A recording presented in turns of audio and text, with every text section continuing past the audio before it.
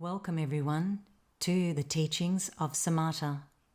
We are here today with our beloved Guru, Swami Durgananda, Joe, and some of Swami's initiates.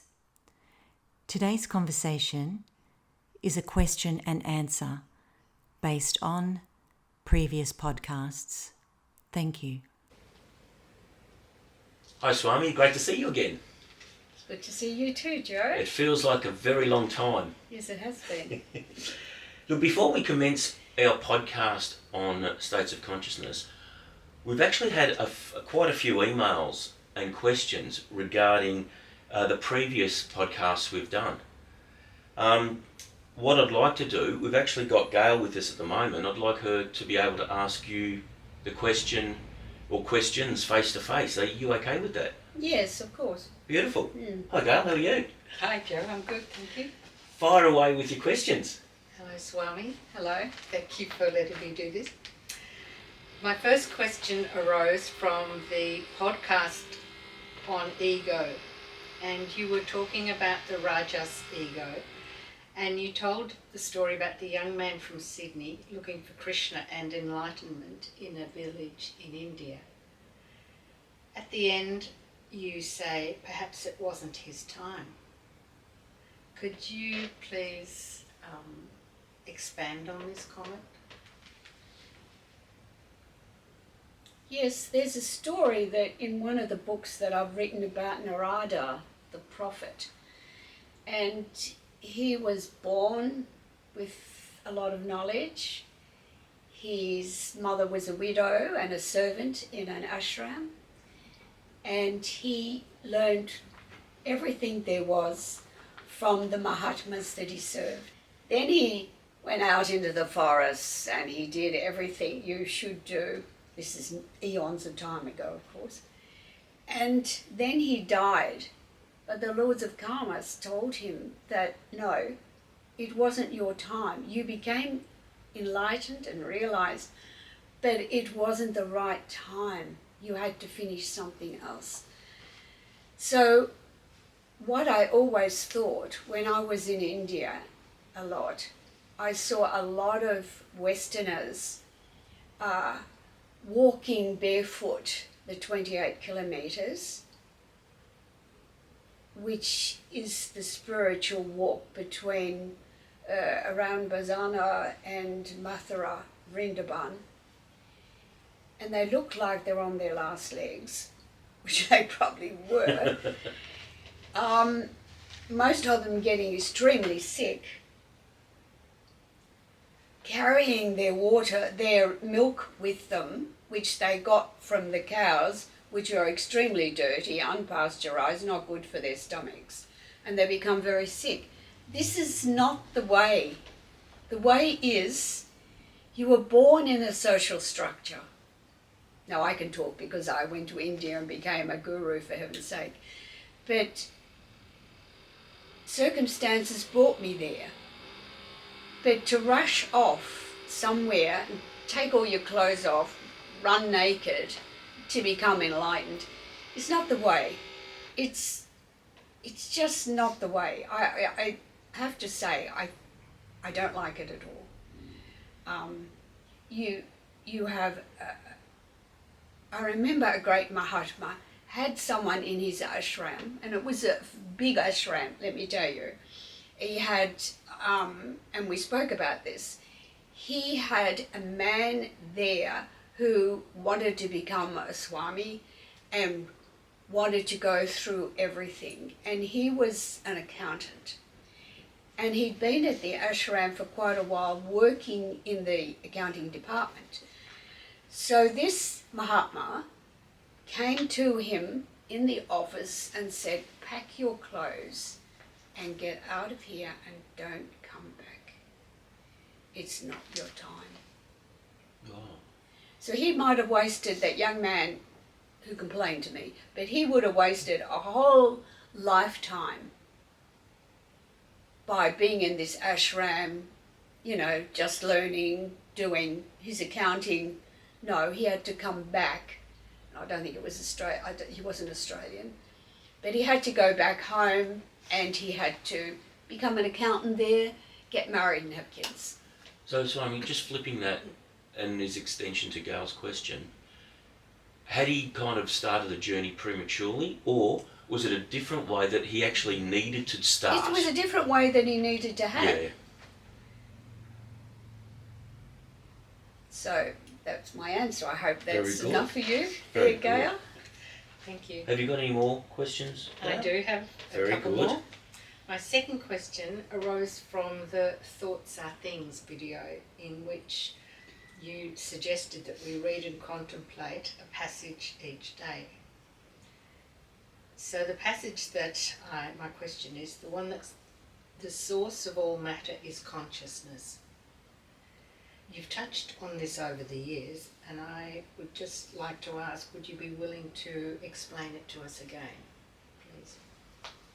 So the source of all matter is consciousness. Yes.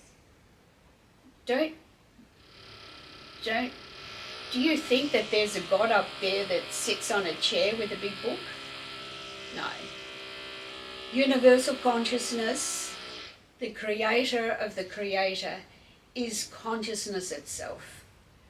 Now, consciousness is a vibration that never goes. So if I have a thought, that thought never dies.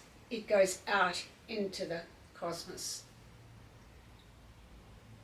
It's like a lot of people like to say it's written on the Akasha record. The Akasha record is the record of everything that was, is, and will be. And that is consciousness itself.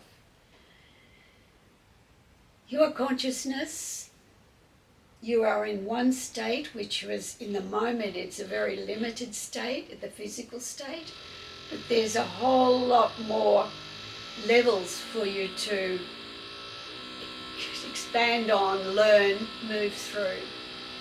So I'm not sure if that answers your question or not.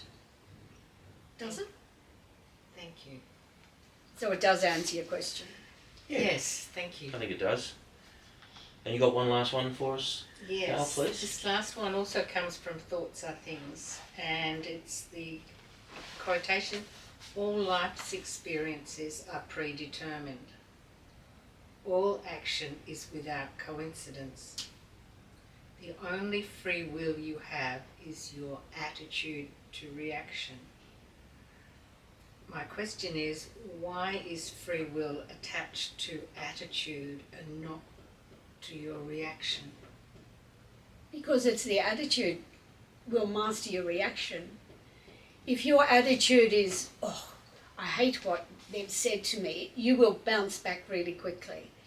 But if your attitude is one of, oh, the poor thing is probably having a bad day, and you just smile and walk away, isn't that a better reaction? You have to have the right attitude for it. So expanding on that, Swami, you're hoping that people are wise enough to always have a good attitude.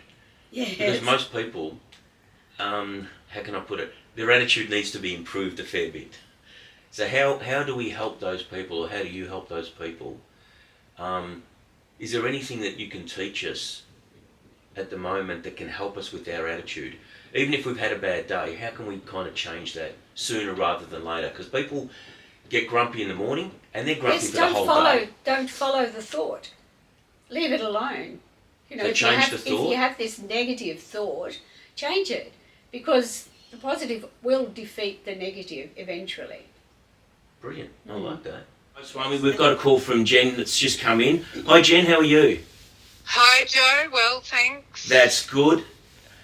Hello, Swami. Hello.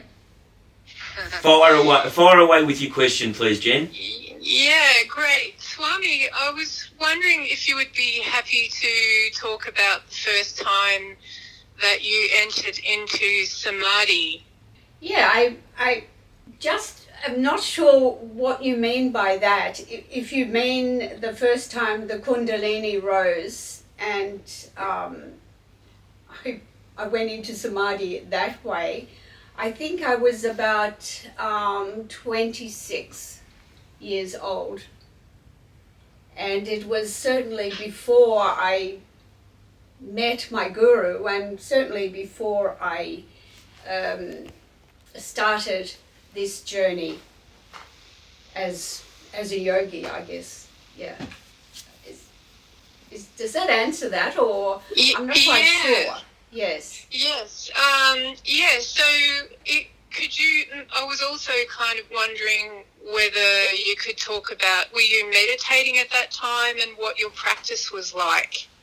Well, my practice was pretty much like it is actually today. I meditate. I was a young mother, of course, with 3 small children, living in Europe, but I had the ability to be very clairvoyant. Later on, my guru explained that I had been born a siddha. That means that I was born with the knowledge that I had from my previous life. Yeah. And it was just a matter of putting it together, I guess. And I always think that was my, these were the steps that needed to be taken to have initiation that I did, and have the sort of initiations I did have in India. But I meditated quite a lot. I listened to my higher self, and I was very discerning about, let me say, most of the things I did. I mean, not everything, of course, and when you're a teenager and when you're growing up, but I listened to absolutely everything that my higher self was saying. And I remember my first real memory is when I was in a cot, and I come from a very poor family, so it had a dirt floor, and I was really horrified at the darkness of the world that I'd come into. So my whole life has been one of striving for self-realization, I guess, and along the way I made it before I even met my guru. So yes, I remember in the ashram at one stage I was annoyed at another Mahatma because he spilt food on the floor, and I was looking and thinking to myself, you know, you could eat more easier and better than that. And my guru gave me a look because he'd read my mind and said, a realized person doesn't think those things. So, yeah. So I always have to be on my almost best behaviour, shall we say. That's good, Jen. Have you got anything else you'd like to ask, Jen? Is there anything that springs to mind?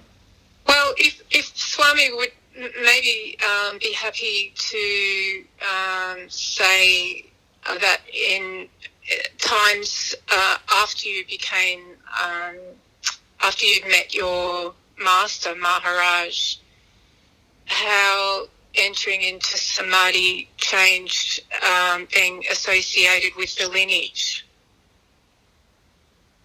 Does that make sense? Yeah, but I don't think it changed, because one of the things, I apparently was always in touch with the lineage.